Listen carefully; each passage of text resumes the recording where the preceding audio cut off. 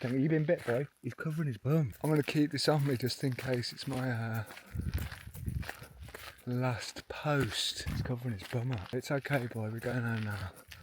Always have a dog. Their senses outweigh yours tenfold, along with their arrogance. My God, this is quite terrifying. But yeah, in a minute you might see, proof is in the pudding. Picture paints 1,000 words. Be getting chased by a weird wind turbine car salesman blowy up thing.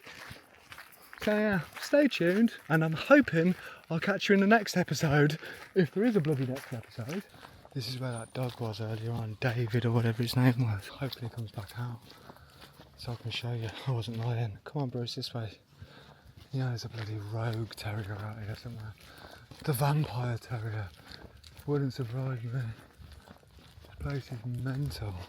It's got everything you don't want and everything you also want at the same time. It's paradise meets Benidorm.